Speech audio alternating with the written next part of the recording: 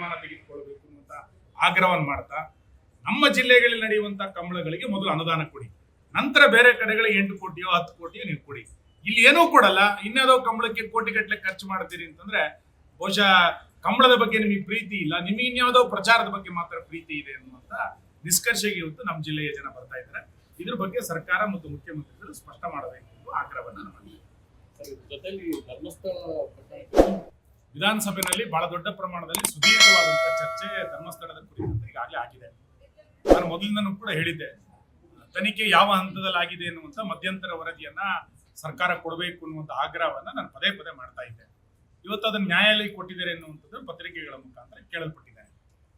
ಮುಖ್ಯಮಂತ್ರಿಗಳು ಸ್ವತಃ ಸದನದಲ್ಲಿ ಒಪ್ಪಿಕೊಂಡಿದ್ರು, ಧರ್ಮಸ್ಥಳದ ಬಗ್ಗೆ ಷಡ್ಯಂತ್ರ ಆಗಿದೆ, ಪಿತೂರಿ ಆಗಿದೆ ಎನ್ನುವಂತ ಮಾತನ್ನ ಉಪಮುಖ್ಯಮಂತ್ರಿಗಳಾಗಿದ್ದಾಗ ಹೇಳಿದ್ರು.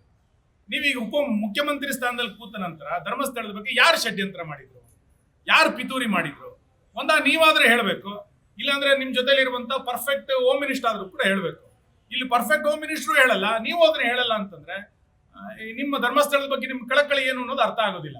ಒಂದು ಹಿಂದೂ ಧಾರ್ಮಿಕ ಶ್ರದ್ಧೆಯ ಬಗ್ಗೆ ನಿರಂತರವಾಗಿ ಅಪಪ್ರಚಾರಗಳನ್ನು ಮಾಡಿದಾಗ್ಲೂ ಕೂಡ ಇಲ್ಲಿಯ ತನಕ ಯಾರ ವಿರುದ್ಧವೂ ಕೂಡ ಕಠಿಣ ಕ್ರಮಗಳನ್ನು ತೆಗೆದುಕೊಂಡಂತ ಮೇಲ್ನೋಟಕ್ಕೆ ಎಲ್ಲೂ ಕೂಡ ನಮಗೆ ಕಾಣ್ತಿಲ್ಲ. ಸಾರ್ವಜನಿಕದಲ್ಲಿ ಭಕ್ತಾದಿಗಳ ನಡುವೆ ಅದೇ ಆಕ್ರೋಶ ಇರುವಂತದ್ದು. ಇಡೀ ರಾಜ್ಯದ ಭಕ್ತರು ಧರ್ಮಸ್ಥಳದ ಬಗ್ಗೆ ಈ ರೀತಿ ಅವಹೇಳನ ಆದಾಗ ರಸ್ತೆಗೆ ಬಂದಿದ್ರು. ನೀವು ಇಲ್ಲಿಯ ತನಕ ಯಾರನ್ನ ಮೇಲೂ ಕ್ರಮ ತಗೊಳ್ಳಿಲ್ಲ. ಪಿತೂರಿ ಆಗಿದೆ ಅಂತ ನೀವೇ ಸದನದಲ್ಲಿ ಹೇಳ್ತೀರಿ, ಷಡ್ಯಂತ್ರ ಆಗಿದೆ ಅಂತ ನೀವೇ ಹೇಳ್ತೀರಿ. ಈಗ ವರದಿ ಬಂದಿದೆ, ನೀವು ಯಾರ ಮೇಲೆ ಕ್ರಮ ತಗೊಂಡಿದ್ದೀರಿ ಅನ್ನೋದನ್ನ ಹೇಳಿ, ಮತ್ತು ನ್ಯಾಯಾಲಯದ ಅನುಮತಿಯನ್ನು ತೆಗೆದುಕೊಂಡು ಈ ವರದಿಯ ಪ್ರಮುಖ ಅಂಶಗಳನ್ನಾದರೂ ಕೂಡ ಸಾರ್ವಜನಿಕವಾಗಿ ಹೇಳುವಂತ ಅಗತ್ಯ ಇದೆ. ಯಾಕೆಂದ್ರೆ ಲಕ್ಷಾಂತರ ಜನರ ಭಕ್ತರ ಭಾವನೆಗಳಿಗೆ ಧಕ್ಕೆ ಆಗಿರುವಂತ ಸಂಗತಿ. ಇದನ್ನು ಸಾರ್ವಜನಿಕವಾಗಿಯೂ ಕೂಡ ಹೇಳಬೇಕಾಗಿರುವಂತದ್ದು ಸರ್ಕಾರದ ಕರ್ತವ್ಯ ಇದೆ. ದಯಮಾಡಿ ಮುಖ್ಯಮಂತ್ರಿಗಳು ಇದರ ಕುರಿತಂತೆ ಸ್ಪಷ್ಟೀಕರಣವನ್ನು ಕೊಡಬೇಕು ಅಂತ ನಾನು ಆಗ್ರಹಿಸ್ತೇನೆ. ನನ್ನನ್ನು ಜೈಲಿಗೆ ಕಳಿಸ್ಲಿಕ್ಕೆ ನಾಯಕರು ಪ್ಲಾನ್ ಮಾಡ್ತಾ ಇದ್ದಾರೆ. ತಾವು ಕೂಡ ಹೇಳಿದ್ರು ಸರ್.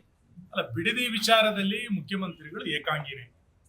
ಆರಂಭದಿಂದ ಆ ವಿಷಯಕ್ಕೆ ಸಂಬಂಧಪಟ್ಟಂತೆ ಮುಖ್ಯಮಂತ್ರಿಗಳನ್ನು ಸಮರ್ಥನೆ ಮಾಡಿಕೊಳ್ಳಿಕ್ಕೆ ಯಾವ ಸಚಿವರು ಕೂಡ ಮುಂದೆ ಬಂದಿಲ್ಲ.